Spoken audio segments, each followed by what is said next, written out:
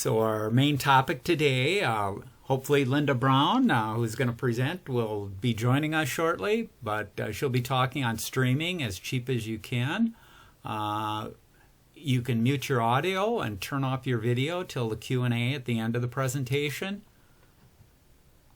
Let me turn that on. You can use the chat to ask a question, and Linda and I will look at the questions after the end of the meeting there.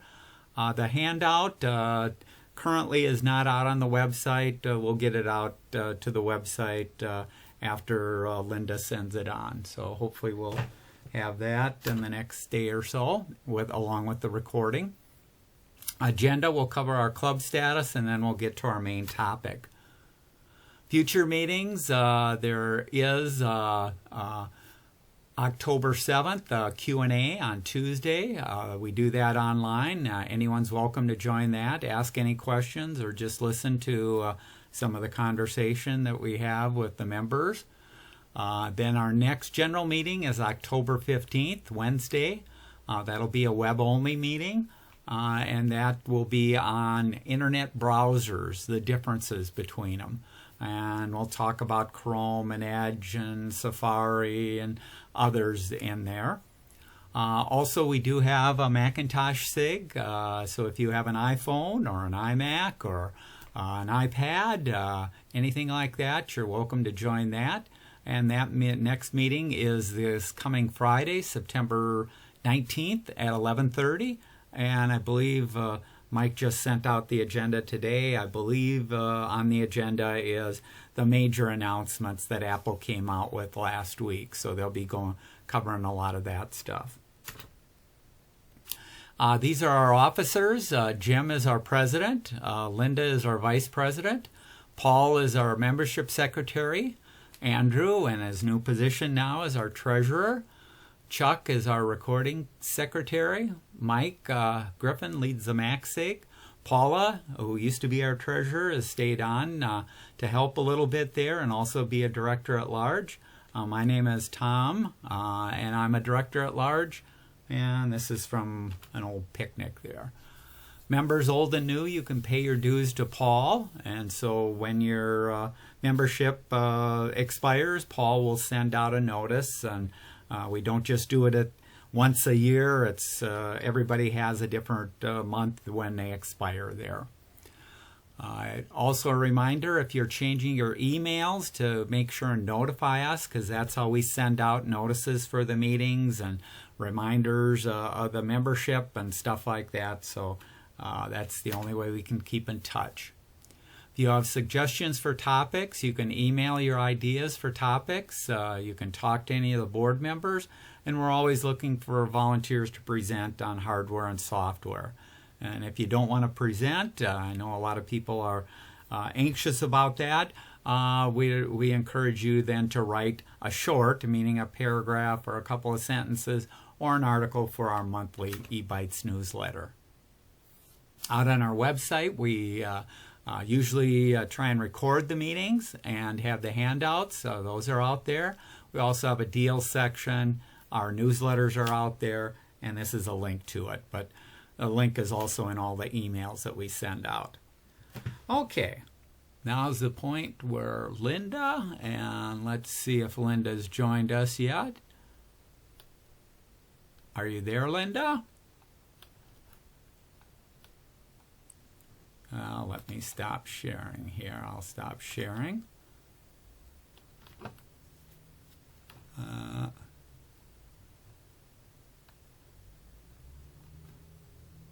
It won't be much of a presentation. Yeah, and I don't have a way to ping her now that she's not in 3M directly. Okay.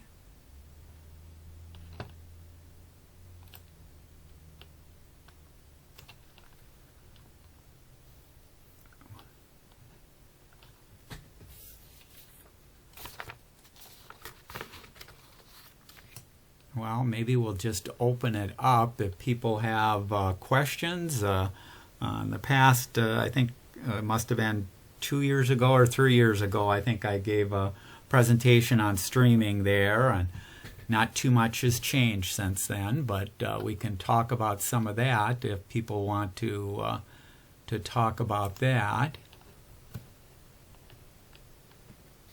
Are there particular questions that people have? If you can unmute yourself so we can wait for Linda to connect in, or...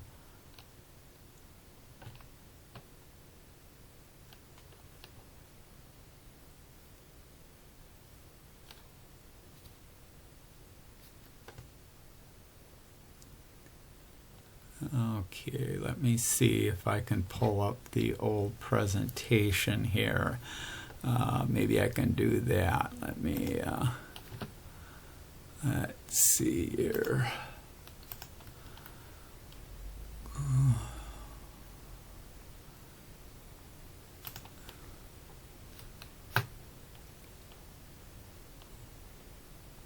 Let's see here, Sharon. Where did I put the old presentations? Handout. Presentations. Tom, can you hear me? Yes, I can. I was wondering if anybody's got any experience with, Netflix has the deal where if you've got a membership, I can tag onto that. Like my son has got the highest membership, and I was just wondering how much of a pain that is, or pluses and minuses. I know a little bit about it, but I'll open it up to anybody that's listening right now. If you've had experience with that, with friends and family sharing things.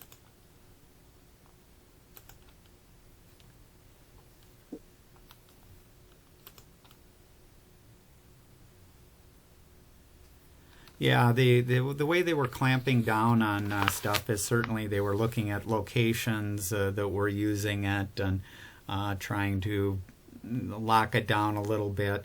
What you run into with any of the streaming services is almost all of them have a limitation of the number of concurrent connections that you can have, whether it's with friends and family outside, or it's multiple TVs within the house.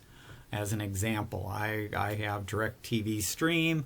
The starting level, you get 2 concurrent connections at a time. If you try and do 3, it'll tell you that the 2 are being used and you can't open up a third.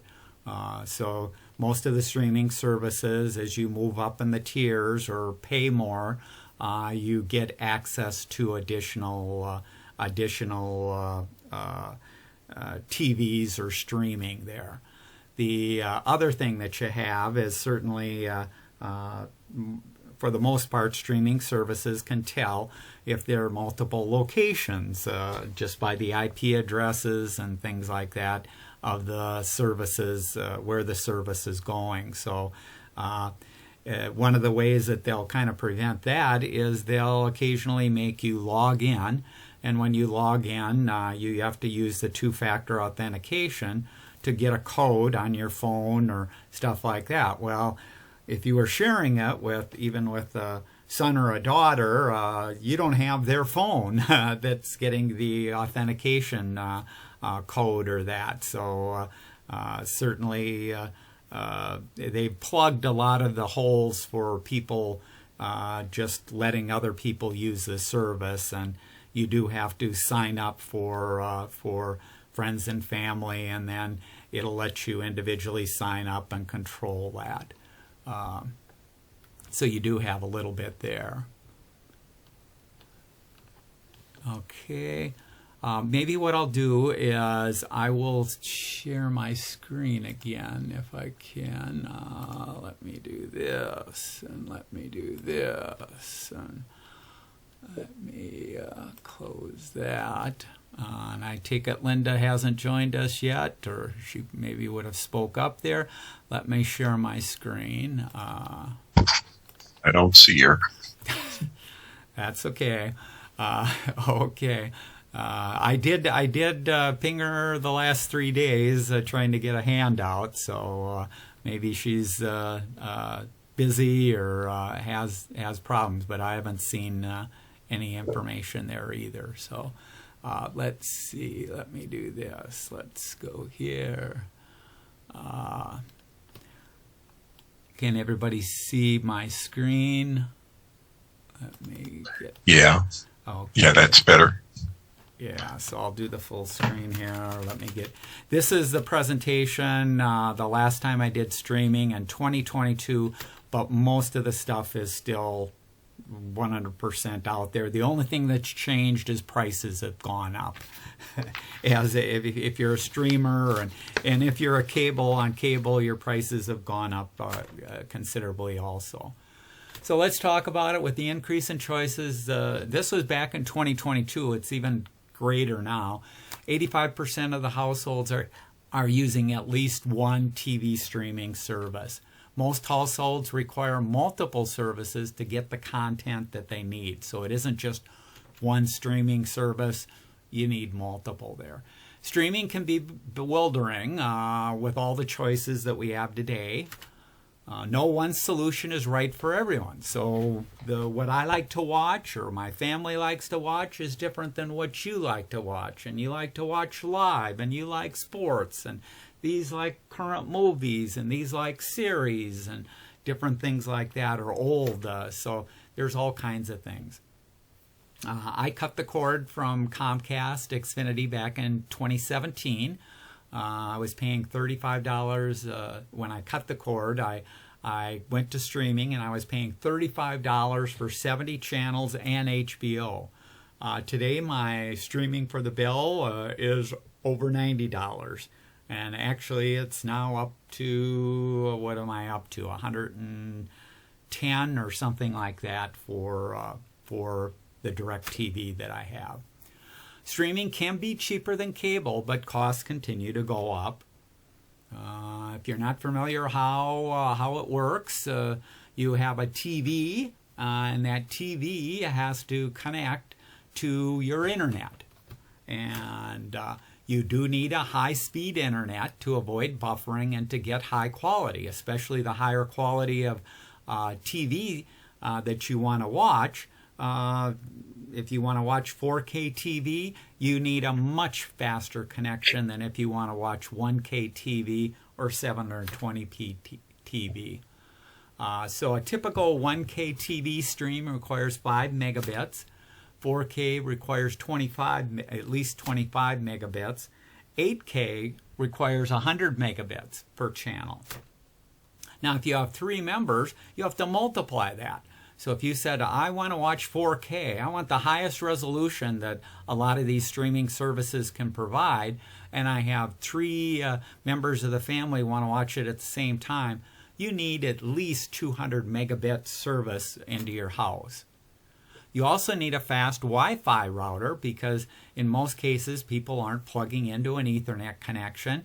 So you need a fast router, and it should be using 802.11ax. And actually there's more advanced ones. Again, this was information from 2 years ago, and things have gotten better. A wired Ethernet connection will always provide a faster speed and reliability. You want to buy your own modem and Wi-Fi devices to avoid costly rental fees from your internet provider, and then upgrade. You have to upgrade your Wi-Fi router, and that probably about every 3 to 5 years to take advantage of new things. The devices that you use, and we'll talk a little bit about it, you need a smart TV, and we talked a little bit about that back then, but you can also get the streaming on your tablet, your smartphone, your computer, and a TV device below that'll hook up to your TV. Smart TV features in a TV and device become outdated. So if you have a TV and it's older than 3 to 5 years, it's got an old operating system on it, it has old capabilities, and you want more smarter features, you're going to have an external device connected to it or buy a new TV. These are some examples of devices to hook up to a TV, and these are Roku. Roku is the #1 provider of devices, both external and internal on the TV. So frequently, if you buy a TV, you'll see it advertised as being a smart Roku TV. You can get these devices for $29 up to $179. And They all have different features. The basic one, again, will get you basic. Most popular devices will support the most popular services. No support for movies or shows from iTunes. So if you said, I'm really into Apple and I love everything Apple, then you want to buy an Apple TV streaming device. The number 2 device is Chromecast. They sell a 1K version and a 4K version. And this has, Wi-Fi only, so there's no Ethernet connection, things like that. Third most popular is the Amazon Fire Sticks, and these plug into your TV, and they have a price range. Again, the prices have gone up, but actually not that much. I think the prices for the low end of the Amazon is maybe $25, and the high end is maybe $79. And the number 4 is the Apple TV. These prices are no longer valid. Apple has basically doubled the prices. So if you do want Apple, like many of their other products, you will pay a premium there for the device. There are lots of other alternatives out there. This is NVIDIA. And NVIDIA is the same one that makes the graphics cards. So if the big IPO they had and the money that they make, NVIDIA does have some streaming devices also. And there are many other devices. I recommend buying one of the top 5 listed. Don't go after some of these other devices. Service options, most users subscribe to 2 to 4 services to get what they need. 22% of the households have 9 or more subscriptions. And again, these are all figures from 3 years ago, basically 3 years ago. So things have actually, all these numbers have gone up. And many people, so let's say you want to get the twins. Well, you may have to buy one service that is just with the twins, or you like NFL, the NFL package. Well, that's another service. And you like this, that's another service. So all these services, these different services add up. Also, it's a case of sometimes people have Amazon Prime. Well, if you have Amazon Prime and you like Netflix and you want streaming and you want this, all of a sudden you have a bunch of services there.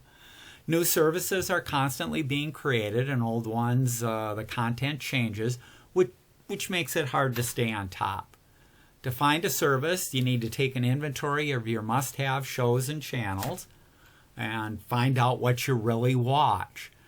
You can even log. I recommend logging your viewing for a month to see what channels. Do you watch them live? Do you watch them on demand, or do you record it on a DVR? How do you watch and what do you watch? Then you can start comparing and looking at these services and say, this is going to match the way I watch. Other considerations, like I said, do you watch TV live? Do you do it on demand? Do you like to record? Do you need a digital video recorder? And then the number, I mentioned this a little bit earlier, the number of concurrent TV streaming at the same time. So if you're comparing prices, you have to compare the tier with the number of concurrent streaming maximum that you're going to have. Also, some of the services will charge more for their 4K content than they do for the 1K or the 8K content. There's not a whole lot. I guess we talk about it here. 1K is the most common content. It's called HD TV, high definition, usually 1080p with 7.1 Dolby surround sound. 4K, there's a limited number of channels, and that's even true today, that broadcast or get movies, certain movies that are available in 4K. And most TVs support some form of 4K. 8K was introduced in 2018. There's even a little bit more. But there are some sporting events and things like that are shown in 8K, or some brand new movies where you pay a premium price that are available there. 3D, you don't hear much about that anymore, but that was an option that people they tried in the TVs and really never caught on. Okay, let's talk about the best live TV services.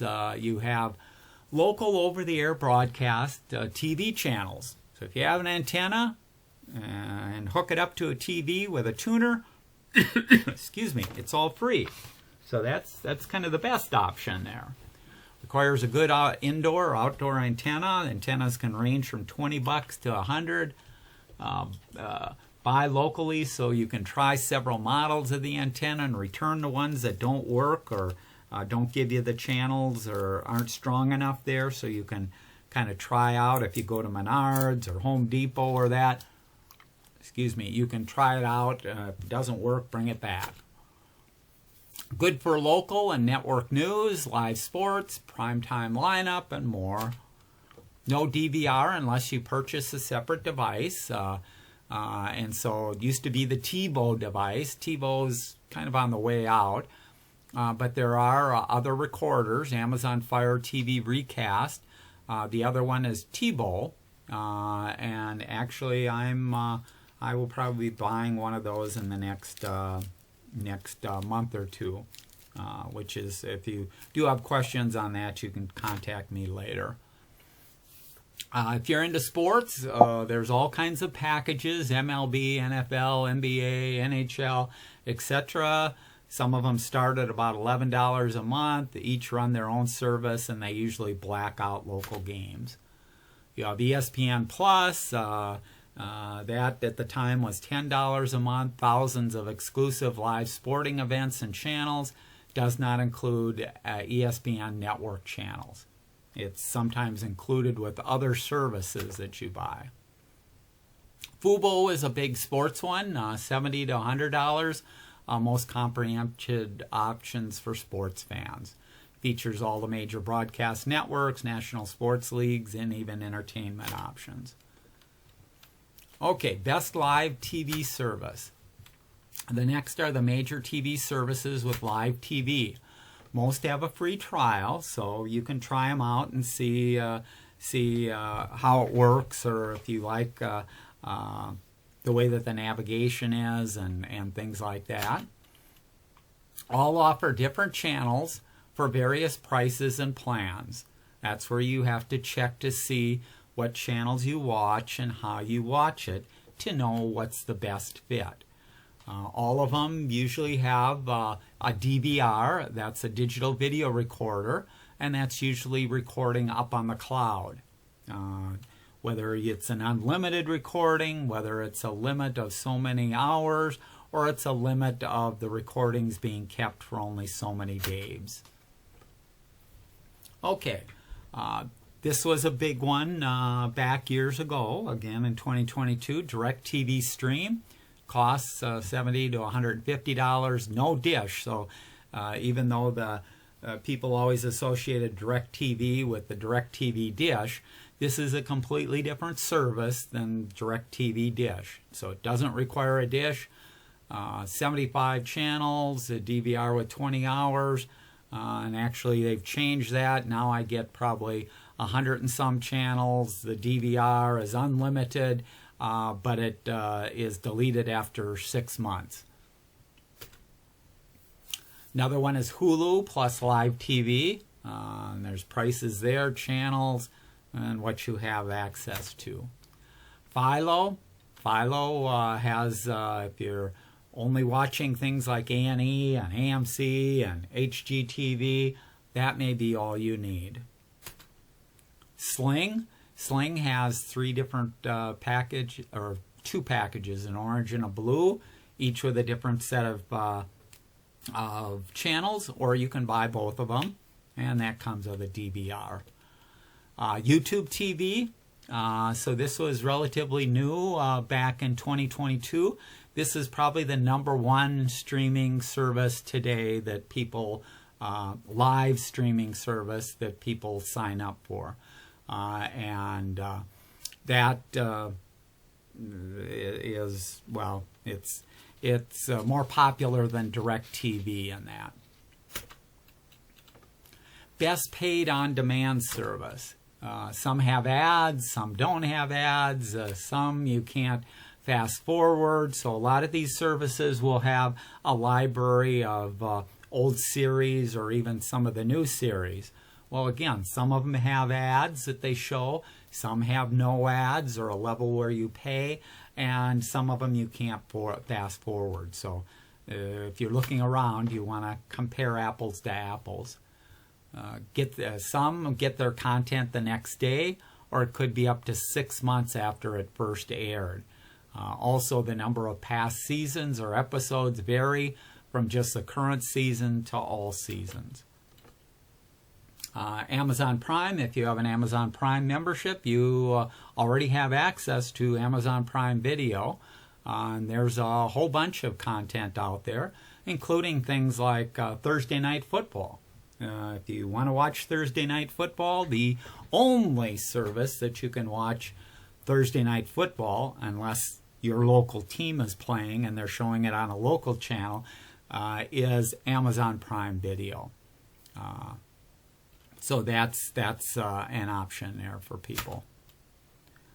Also, Amazon Prime, if you don't have a Prime membership, I don't have a Prime membership, but actually I watch a number of series and stuff like that on Amazon Prime for free. I like Judy Scheinlin. She used to be, well, she went off of broadcast TV and went just to streaming for a while and created a new show called Judy Justice, and it was only available on Amazon Prime. But it was for free. You just had to load the app, create an account, and you could watch it. Another service is Apple TV Plus. This is different than the Apple TV device. So the Apple TV device is the device for streaming, but Apple also has a service for watching TV. Again, they have various options. If you're an AT&T customer at a certain level, some of those plans you can get for free or reduced cost. BT, $10 a month. Discovery Plus, they have their own separate one there. That's why you can see if you like to watch a lot of different channels, you may have to subscribe to a lot of different services to get them. Disney Plus has its own streaming service, and Disney, if you're not familiar, also is owned by ESPN, and so they have ties in there. Best paid on-demand service, HBO Max you have out there, and there's different levels. Hulu to get access to movies. Netflix, you probably all heard of. Limited, if you wanted 4 screens, if you wanted 4K, there's all these different levels and all these different services.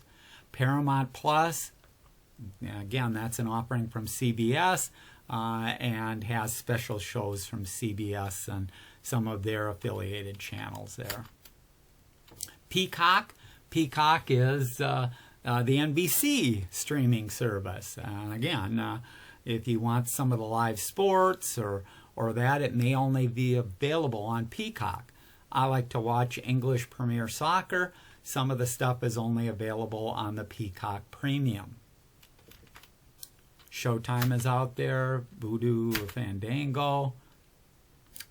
Now, this is what I think Linda was going to cover. Is there's a lot of free services out there, so you don't have to pay anything to stream thousands and thousands and thousands of channels and TV and stuff like that. They usually have ads. It's usually older content, older series. Usually there's no 4K, and you do usually have to sign up for a free account. Most TV brands like LG, Samsung, Vizio, and TiVo have free streaming services also. AARP members have access to exclusive content for AARP members. Amazon Freevee is owned by Amazon. Again, you can get a large number of older series. It's not going to be the latest movies. It's not going to be the latest series and stuff like that. But if you like watching some of the old content, it's all out there. It's all free. Crackle, that's one of the big services. Again, thousands and thousands of movies and series there. Free movies, wealth of free video content, but you have to poke around a bit to find your content. Canopy and Hoopla, over 30,000 movies they have. That's available from the St. Paul Library. And if you have a library card, you can get access to it. PBS, if you're not familiar, has a streaming service. You can sign up for free. You get a limited number of channels and services. If you are a sustaining member at PBS, you have access to all of the archived episodes. So if you wanted to go back to Antique Roadshow and things like that, you can go way back. But try out the free passport and see if that has the content that you're looking for. Peacock, this is NBC, so you can sign up for Peacock. That's different than Peacock Plus. Peacock Plus costs money. Peacock does not. And there's, again, 10,000 more plus movies and things out there. Pluto TV, owned by Paramount, 250 plus channels and on-demand content. Redbox is also out there. Roku channel. And by default, if you buy a Roku device, a TV, or a streaming box, you'll usually see links to this, but you don't even have to own a Roku box to use the Roku channel. And again, you have a lot of live channels and on-demand content. TV owned by Fox, TV Land, classic movies, Gunsmoke, Andy Griffin. VIX, owned by Univision, Spanish language. Zumo, owned by Comcast. This is free. You don't have to have Comcast service or anything. You can watch that. Tips. Determine your must-have channels by logging in what you watch for a month. So keep track. I mentioned keep track of what you watch, whether it's live, whether it's on demand, what you want. That'll help you determine what's TV service. Also, you can do what's called service hopping. That's where services don't charge for installation, usually, or starting or canceling the service. So you can subscribe to a service for a month. Let's say it's like Netflix. Watch what you want, everything out there that you want for a month, and then cancel your subscription for maybe 6 months, and then resubscribe the 7th month to watch the new content that you have. Many households are doing that today. Once a year, check your credit card and bank statement to identify services to cancel. So if you do start signing up for all these different services, be careful or keep an eye on if you're using them or not using them. And if you're not using them or watching them, by all means, unsubscribe or cancel there, because again, you can always resubscribe. Let's say it's like HBO and there's nothing currently out there that you're watching. Cancel it for a month or 2 months or 3 months and then resubscribe. Some services offer a cheaper tier with commercials, so you do have that. Netflix has that. Service limit the number of active connections. We talked about that. Some just have 2, some have 4, some have 6, some have unlimited. A cell phone plan or buying a phone or tablet may come with a free discounted service. Before you buy any hardware device, check to see if it supports the services that you need. You may need multiple devices. So that used to be more the case. Now if you have a Roku device, you can pretty much play any of the streaming services that I talked about. So the boxes and the TVs have gotten better at being able to connect to almost all the streaming services out there. Device with voice remotes are easier to search and find content. So even with something like I have Roku boxes and a Roku TV, I can speak into it and I can say what channel I want it to go to or what I want to watch, and it'll do the searches and it'll pull up and connect me with that service, even though I've got multiple services. DVR, that's for digital video recording of live TV. All live major streaming services offer some form of DVR. Content is usually stored in the cloud out on the internet. Usually a limit to the number of hours kept or how long they are kept. Varies on how easy it is to select shows and the options to record. So again, you can try out these different services to see if they're easy enough for you to use. Most let you skip past ads. They vary on how easy to use. This is DirecTV. Sample streaming styles. These are getting some styles of how you might, how your home may function. Well, if you're a bare bones budget family, you can get by paying $0. You can do the over-the-air for nothing after you buy an antenna, and you can do the ad-supported streaming services for nothing and get thousands of movies and thousands of channels out there. Then here's an example of a bargain hunter where you're paying $25 a month. You use the over-the-air, then you do free ad-supporting streaming services, then you do the Philo for $25. Movie lovers, if you love movies, you can get Amazon Prime, Netflix, Criterion Channel, Fandor, Disney Plus, and Canopy. Have it all, that's where costs go up. So if you do have YouTube TV, Apple TV, HBO, Netflix, Paramount, Peacock Premium. Sports fanatics, so sports is kind of an entirely separate realm to deal with, depending on what sports you want and what you want to see there. And these are some links. Actually, these links would still work, and maybe I'll publish some of that stuff out there in the handout. So I quickly went over that. Maybe what I'll do here is I'm going to stop sharing, and we'll open it up for questions or comments. And you can also put them in the chat there. Now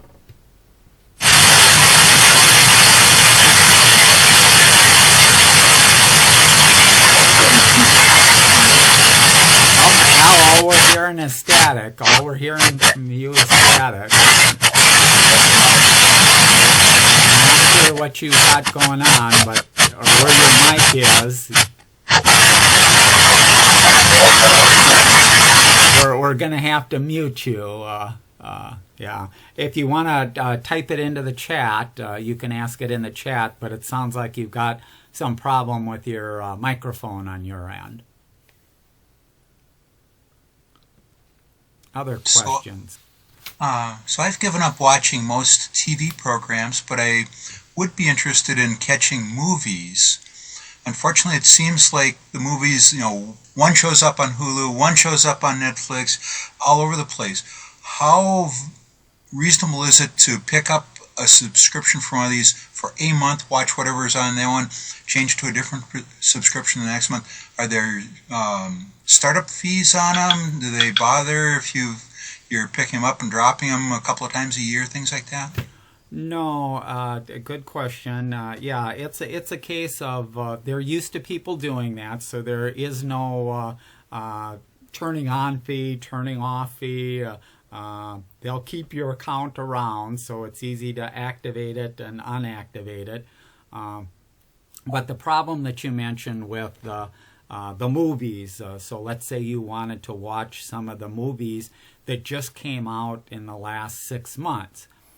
You're absolutely right. There's no one streaming service that has all of the movies, because the movies were created by the major motion picture movie houses, and they each have usually a separate deal with separate streaming services.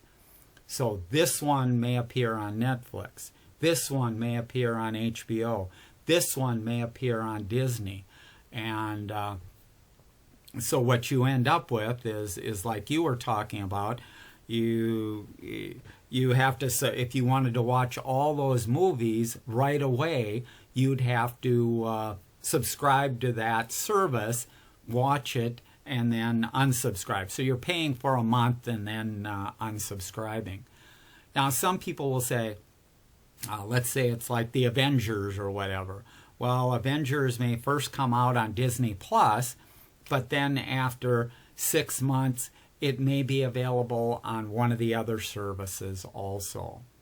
So, but if you want to watch stuff right away and things like that, you're having to subscribe to all these different services and then be very mindful of which ones you've subscribed to, and when you're no longer watching it or can discontinue it for 5 months or 6 months, do that and then start it back up again. Okay, thank you. And that was the comment on one of the slides where the once you start streaming and you start looking for content, there's no one place that usually is going to have all the content that you want. And so subscribing to a number of these services, whether they're free or paid, is the best way to get access. And myself included, there's a number of things that or a few channels that I like on PBS. Well, I don't have to even record anything on PBS. I just go out to the PBS app and I know, I can look at Antique Roadshow, or I can look at Almanac, or I can look at This Old House. I can look at any of the current content that's out there actually for free at any time. So I don't have to record that on a DVR. I don't have to do anything there other than make a decision. Let's say this last Monday there was a new episode of Antique Roadshow. At some point I'll go out to the PBS app, I'll search for Antique Roadshow, and I'll watch that episode. So it's kind of nice, but certainly it's not as convenient as, let's say, the days before we had cable, where you just had your limited channels and you'd switch between the channels, and then when you got cable, everything was in one spot, using one menu, doing one way to search. Well, unfortunately, each of these streaming services is a separate app. Means that it has its own navigation and its own way of doing things. You would have had to have signed up for an account. Even the free ones there, you sign up for an account, and so it may be a little extra step that you do before you start watching. But one of the advantages, let's just use like the PBS Antique Roadshow. I go out to the site, I start watching it. Well, I can pause it at any time. I could, go into the kitchen, make something, go into the bathroom. I can pause it and come back and pick up exactly where I was. So there's a lot of content out there. You just have to kind of look around for what you really want and what you really need. Okay. Say, Tom, this is John Stoffler. When you say the PBS app, are you referring to Passport, or is there a different, separate PBS app? There's if you do a search for the local station, they have their own app. So this is what is it? I forgot. I don't have the name right in front of me, but it's a case of different So I'm getting the content from the local PBS station. And Passport itself is just the name that the local TVS or PBS station is given to a member that is a sustaining member there. So if you pay... Yeah, I mean, we watch PBS, but we are also donors, so we have the Passport app on our TVs. Another question I have is we have Samsung smart TVs, and recently on the biggest one that we have in the living room, the public television station has a lot of pixelation. If I watch it on the smaller TV, that's not a problem. Are they doing something now with their antennas that you know of that's causing this? Because this only has started to happen in the last month. Yeah, so you're specifically talking about over-the-air reception, whether it's with that's right, yeah, an antenna inside your house or even an antenna up on top of the house. I chose to put an antenna on top of my house because ideally you have a clear line of sight between your antenna and the tower that's doing the broadcast. The broadcasting in the Twin Cities is not all done from one tower. So you've probably heard of Shoreview. Shoreview has a number of towers there, but there also are other locations. So if you want to get Channel 4's content and ABC's content and Fox's content and NBC's content and PBS's, those you cannot point your antenna at all of them to get the strongest signal. So you have to make a compromise. Depending on where you are, you adjust your antenna. When I grew up in outstate Minnesota near the South Dakota border. We had a large antenna with a rotor on it.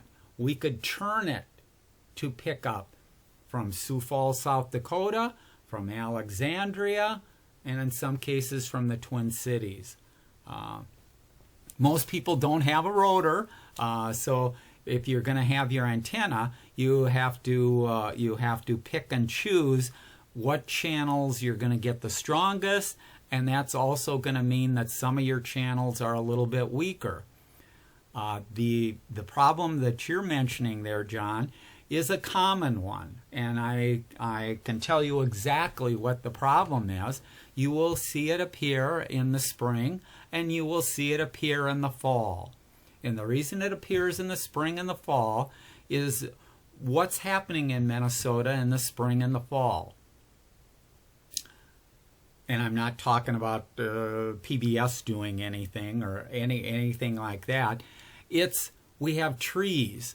Those trees are getting leaves, and the leaves are falling off. And you go, well, that shouldn't cause a problem. Yes, it does. And I won't get into the specifics. Just trust me. I do know my electronics. I do know my radio. I do know how radio waves work. The chemical changes in the leaves hinder the waves getting from the antenna to your antenna. And so that's why you're having a problem. Now, ideally, if you could get an antenna that was up higher than any of the trees around you and any of the buildings around you, you'd have a nice, clean reception there. But that's not possible for most people. They either don't want to put an external antenna outside, or it works fine most of the time, so they put up with it occasionally going in and out, pixelating and stuff like that. And the amount that it pixelates, just as you've described, that's the exact symptoms there, is on some TVs, you may not notice it at all because that has a different tuner in it and can work with a weaker signal and not pixelate. whereas another TV is getting a little different signal into it, or has what I'd call a cheaper tuner, and it's not filtering out, and it's not it's having trouble with the changes in the frequency there, and so that's what you end up with. Now, one of the things, and I do like my TV, and I had to make compromises when I put the antenna on top of my house. I do like to watch Channel 2, but it's not my number one channel that I want to have the strongest signal. So I do run into some of these problems in the spring and the fall. What I do in the spring and the fall, if I do have a problem like that, is I have an antenna switch. I can switch to another antenna, which I can manually adjust the antenna, and I can get a decent signal that way manually. And I do that the few times that my roof antenna is not functioning, has this pixelation problem. Now, it's probably more information than you wanted to hear about antennas and radio waves and that, but that's what's happening. Well, we have these little panels that we put on the window. We live on the 26th floor, so we're way above any trees that are around. And I'm wondering, the one TV gets really good reception. The other one is getting pixelation. And I'm wondering whether that, maybe you've answered the question already, that may depend on the type of tuner that's in the TV. It's the tuner that's in the TV, and it's the quality of the signal reaching the TV. And certainly that can vary there. So it's a case of, most of the antennas that people have nowadays are the like a 8x10 sheet of paper flat leaf TV. That's the most popular. They kind of look nice on that. They aren't the most effective. That, and what happens with some of those is even with the leaves, you're probably running into a little bit different issue than the leaves. Then what you're running into is the reflections of the signal off of other buildings around you, and that can cause antennas and tuners to have confusion there of the signal that they're actually receiving. And like you mentioned, some of the TV tuners are better than others. Some people will stick an amplifier on a tuner or on an antenna, switching to another more directional antenna that blocks out these essentially echoes from these other buildings and stuff like that, also can clean up the signal there. Yeah, it's a complicated thing. I know that on channel 11 here, sometimes we get pixelation if somebody is walking in a certain area of the room. So, and we have these like flat panel TV antennas like you just showed that are pasted up against the window.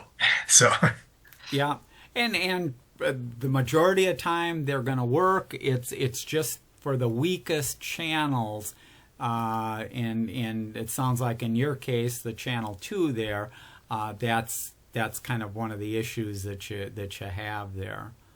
And in that particular case, what you may want to do is I'm not sure, I guess I haven't looked at PBS, if there's a live stream that you can use from there instead of using your antenna.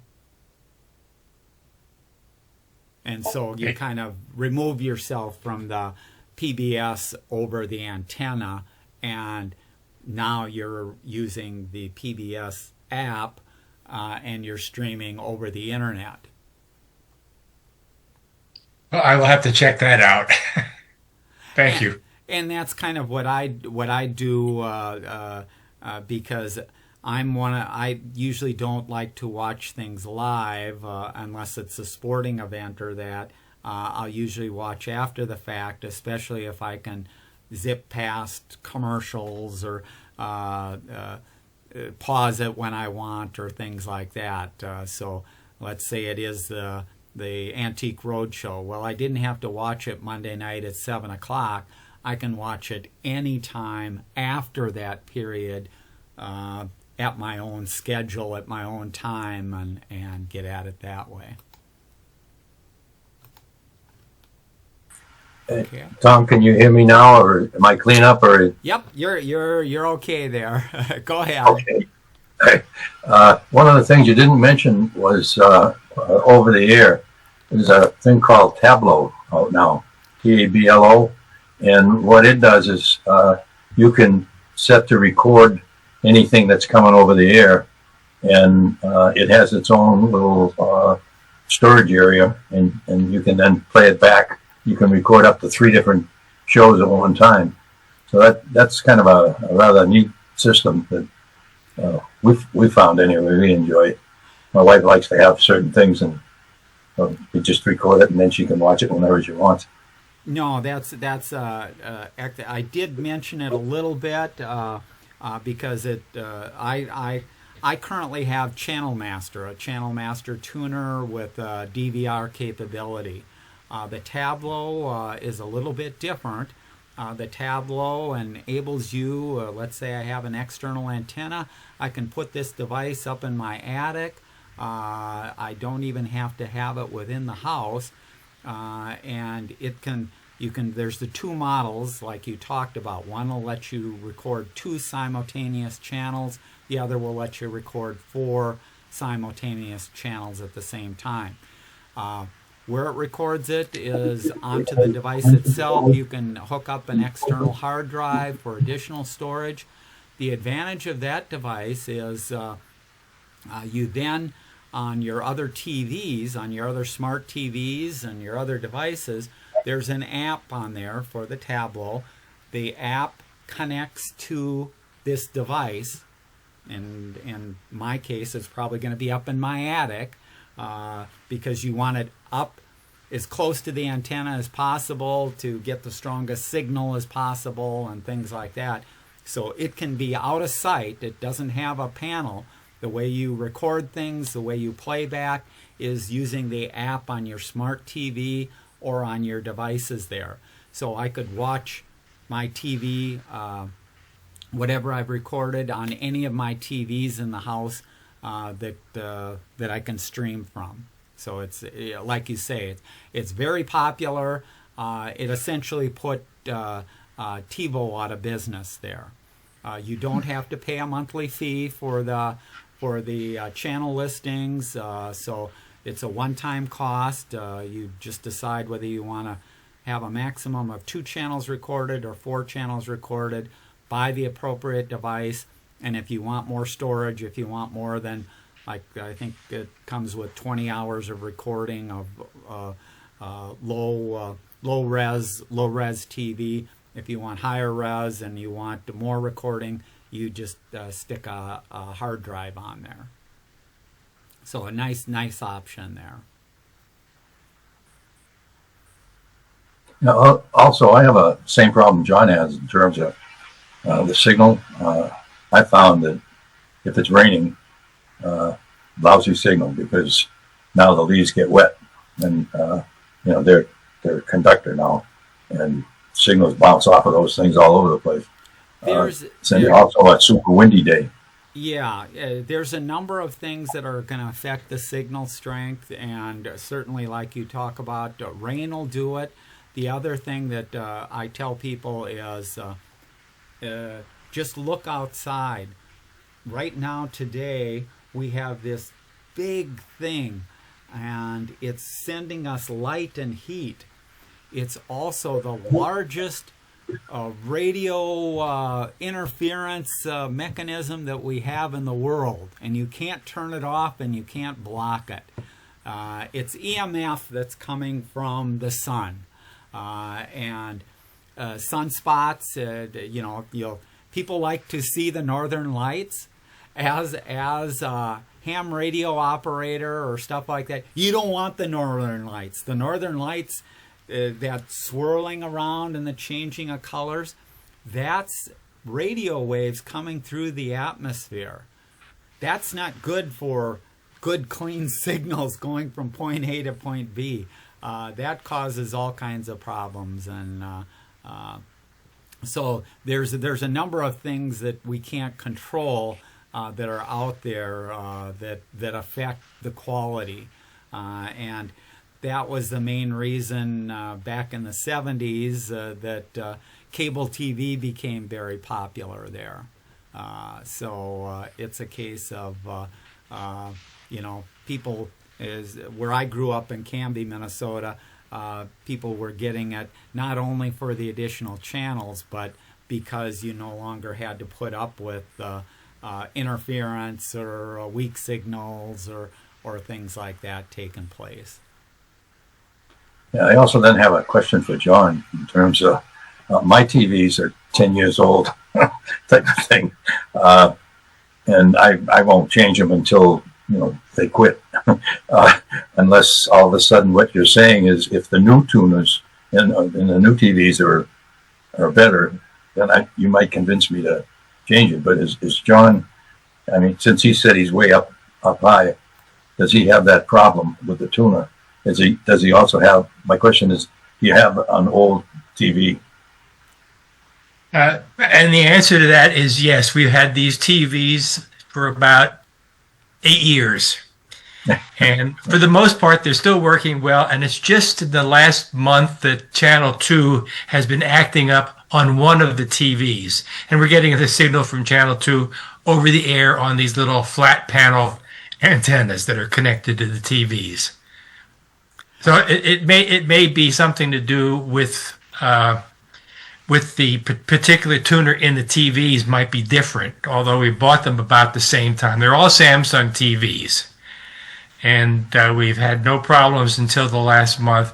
And I remember reading somewhere that they're doing some maintenance on the antennas for Channel 2.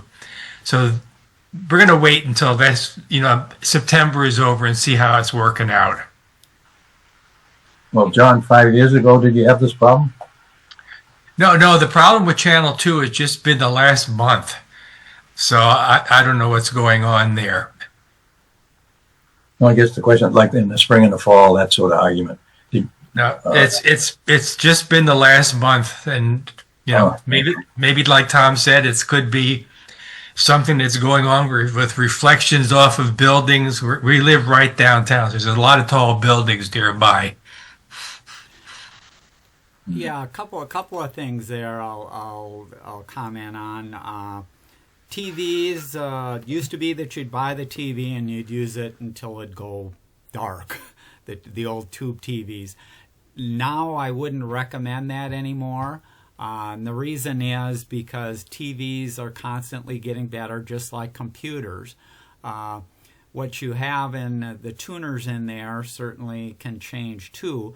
But what's going on right now is the current, you've been around as long as I've been around, you've gone through the analog to digital, where the analog signals were replaced by the digital. Digital is now getting replaced. So there's going to be a whole new set of tuners and a whole new set of antennas and systems that have to be set up. And the reason for that is for 4K and 8K. Right now, over the air, you can only get 1K television. And 4K and 8K and sending all other messages in the signals and stuff like that is only possible with new equipment. And so that's already been approved by the FCC. It's only a matter of the rollout. Both the TV stations themselves, because it's obviously going to cost them millions and millions of dollars to replace their equipment and antennas, and then the consumer is also going to have to replace or buy additional converter boxes, but I'd recommend just buying a new device. And so I feel your pain, and as far as you have a TV and you want to keep it, but as an example, I just bought a 55-inch TV for $298. And that's a 4K TV. Now, it's not the best. I mean, you can spend thousands of dollars and you can get a brighter and stuff like that, but it's pretty doggone good, and you can get these TVs for practically nothing. If you want to spare one in the bedroom, don't even buy one. Go out to the Buy Nothing site on Marketplace, or watch your, if you're on the neighborhood site, there's usually multiple TVs every day that people are getting rid of because they've updated theirs and they're giving away their old TV. I've tried to sell old TVs at my garage sale. They don't sell because everybody's giving them away for free. So you can get a 35-inch, a 45-inch, a 27-inch. You can get all of these for free that are probably smarter than most people's TVs that they have in their house. But if you want 4K and you want a little better, again, the price, you know, in the old days when you bought a TV, that was an expensive purchase. Now it's $300. It's not much anything there. Okay. Interestingly, we were just happened to be at Best Buy yesterday looking at some of the TVs, and they do range in prices from a few $100s up to a few $1,000s, depending on what you want to get. So, yeah, we'll see.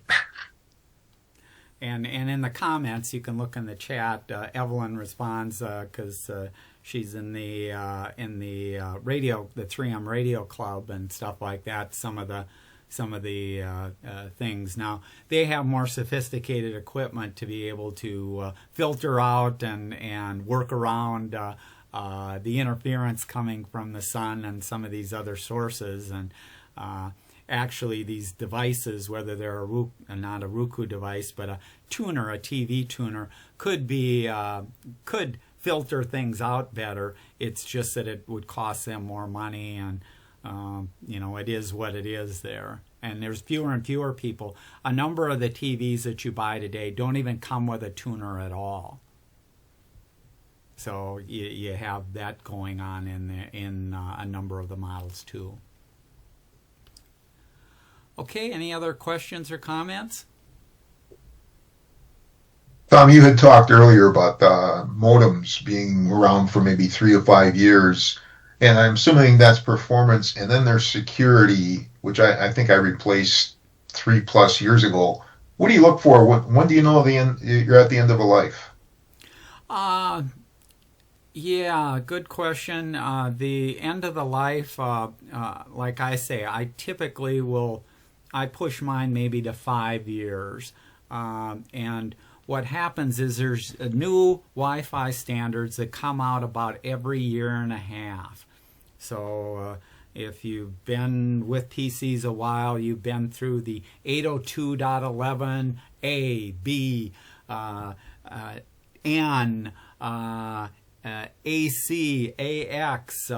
Now they start calling them Wi-Fi 6, Wi-Fi 5, Wi-Fi 4, but they're all associated with a certain standard. The standards have gotten, like you said, more secure, which is a good thing. They've also been able to handle higher speeds. So if you have a gigabyte speed coming into your house in fiber optics, and you've got an old router that's only capable of going 100 megabits per second, the weakest link is your old 100 megabits per second Wi-Fi router.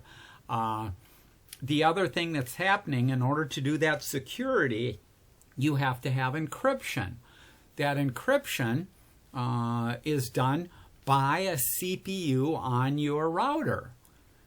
And the CPU and the memory that is in your router, if it's more than 5 years old, again, that's ancient. That's slow as can be. That's why it can't do gigabyte speed. That's why it can't do stuff. Or if it does it, it adds this latency where there's a lag in converting and doing stuff, and it slows down the whole process of you getting out to the internet, and then the stuff coming back from the internet. So these Wi-Fi routers and these modems are complex computers. And just as computers get better and faster and cheaper, that's what happens with the modems. And you want a better, faster modem if you want optimal speed and security. And they aren't that expensive. If I tell people, if you've got an Xfinity and you have one of their routers, that's about a $20 router. You could go out and buy that for $20. That's why I don't recommend people lease it or use that. You can get a much better router by spending close to $100 that's much faster, better, and more secure and supports newer standards and things like that.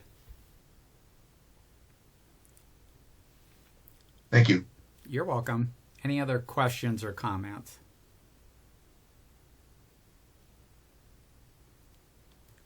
Okay.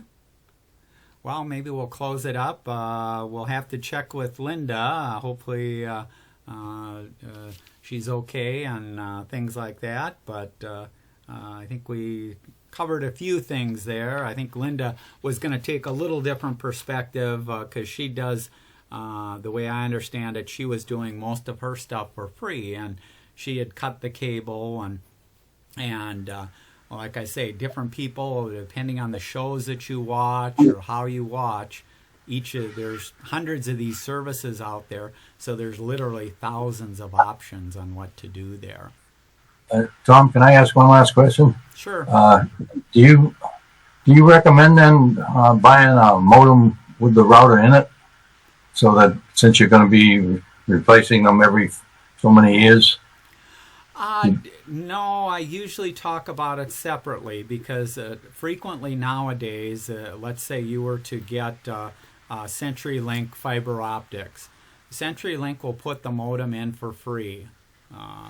And that modem is capable of, in my particular case, 1 gigabyte speed. That does not change standards the way that the Wi-Fi routers do. So the modem, the modem that takes the fiber optics in and has an Ethernet connection out, the standards for that change about once every 10 years or 15 years. So that does not have to be replaced as often as a Wi-Fi router. A Wi-Fi router, because of the new standards, because it's connecting to the phones, and the phones have new capabilities and things like that. If you want the fastest speed, you have to keep updating your router there, your Wi-Fi router, to match your capabilities. Okay. Thanks. And also another comment on the combined modem Wi-Fi. Those are cheap devices. They aren't expensive devices. So Xfinity is trying to get by as cheap as possible. So like I say, the Wi-Fi router and their combination devices and that aren't real good. It's a cheap, and your coverage isn't going to be as good. And what Xfinity will now say is, oh, your coverage is bad. So in addition to maybe renting the Wi-Fi router, we're going to rent you several other mesh Wi-Fi routers for your house also. So their solution is to rent you more of the same low quality connectivity there and make a little more money for themselves. Okay? Okay. Well, thanks for joining, and hope you have a good day. And again, MaxSig is coming up on Friday. Otherwise, we've got the Q&A and general meeting next month. Okay? Hey, thanks for presenting, too. Appreciate it, Tom. No problem there. Okay. We'll see you all then. Bye. Thank you.